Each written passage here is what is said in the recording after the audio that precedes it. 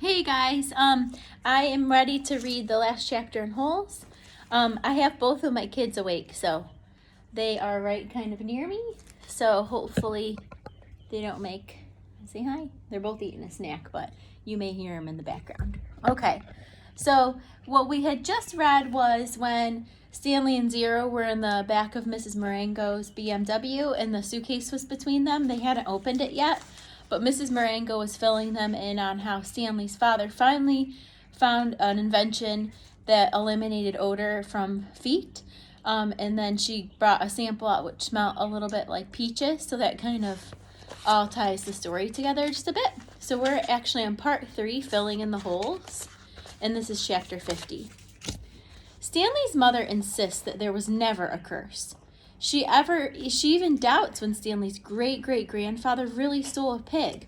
The reader might find it interesting, however, that Stanley's father invented his cure for foot odor the day after the great-great-grandson of Elia Yelnats carried the great-great-great-grandson of Madame Zeroni up the mountain. The Attorney General closed Camp Green Lake. Miss Walker, who was in desperate need of money, had to sell the land which had been in her family for generations. It was bought by a national organization dedicated to the well-being of young girls. In a few years, Camp Green Lake will become a Girl Scout camp. This is pretty much the end of the story. The reader probably has some questions, but unfortunately, from here on in, the answers tend to be long and tedious. While Mrs. Bell, Stanley's former math teacher, might want to know the percent chance in Stanley's weight, the reader probably cares more about the change in Stanley's character and self-confidence. But those changes are subtle and hard to measure. There is no simple answer. Even the contents of the suitcase turned out to be somewhat tedious. Stanley's father pried it open in his workshop, and at first gasped at the sparkling jewels. But the jewels were poor quality, worth no more than $20,000. Underneath the jewels was a stack of papers that had once belonged to the first Stanley Yelnats. These consisted of stock certificates, deeds of trust, and promissory notes. They were hard to read and even more difficult to understand. Miss Marengo's law firm spent more than 2 months going through all the papers. They turned out to be a lot more valuable than jewels. After legal fees and taxes, Stanley and Zero each received less than $1 million. Not a lot less. It was enough for Stanley to buy his family a new house and a laboratory in the basement.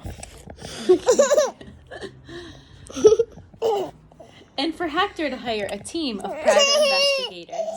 All right, we'll let them get this out of their system.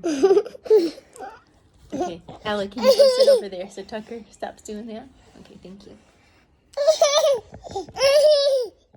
But it would be boring to go through all the tedious details of all the changes in their lives.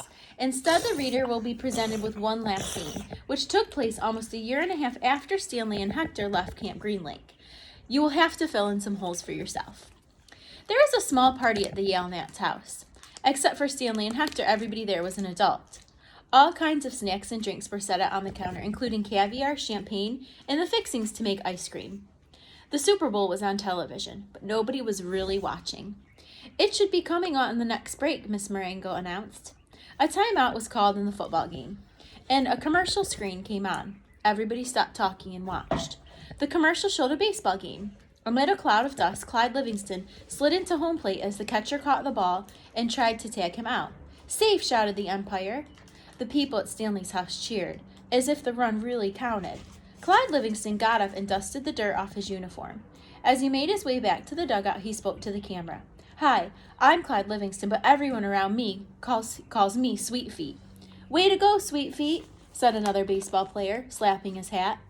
Besides being on the television screen, Clyde Livingston was also sitting on the couch next to Stanley. "But my feet weren't always so sweet," the television showed Clyde Livingston as he sat down on the dugout bench. "They used to smell so bad that nobody would sit next to me in the dugout. They really did stink." And the woman sitting on the couch on the other side of Clyde, she held her nose with one hand and fanned the air with the other. Clyde shushed her. "The teammate told me about Sploosh," and the television went to Clyde. He pulled a can of sploosh from under the dugout bench and held it for everybody to see. I just spray a little bit on each foot every morning, and now I really do have sweet feet. Plus, I like the tingle. Everyone at the party clapped their hands. So you can probably make an inference here that he's using the new spray that Stanley's dad invented. The other people at the party laughed. The woman continued, I'm not joking. His feet were so bad.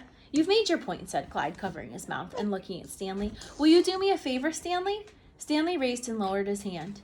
I'm going to get more caviar, said Clyde. Keep your hand over my wife's mouth so she doesn't keep telling on me anymore.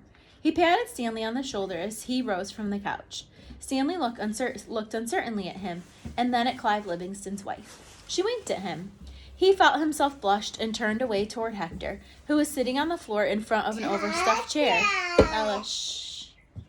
A woman sitting in the chair behind Hector was absent-mindedly fluffing her hair with her fingers.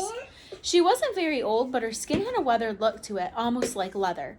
Her eyes seemed weary, as if she had seen too many things in her life that she didn't want to see. Hang on, I'm almost done. And when she smiled, her mouth seemed too big for her face.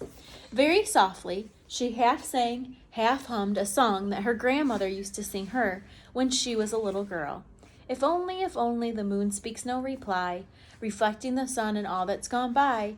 Be strong, my weary wolf, turn around boldly. Fly high, my baby bird, my angel, my only. Mama. And guys, that's the end of the book. So remember, I think I told you this before, Holes was actually made into a movie. And it's on, I know for sure it's on Disney Plus. Hang on, honey. I'm not sure about Netflix. I haven't tried that yet. Also, I'm sure you can probably find it on YouTube. Just double check with your parents to see if you can watch it. I'd love to hear what you think about the movie compared to the book, though. And then also remember that Holes is an AR test, so I'd love for you to take that too. All right, guys, hope you enjoyed it as much as I did. All right, bye. Mama.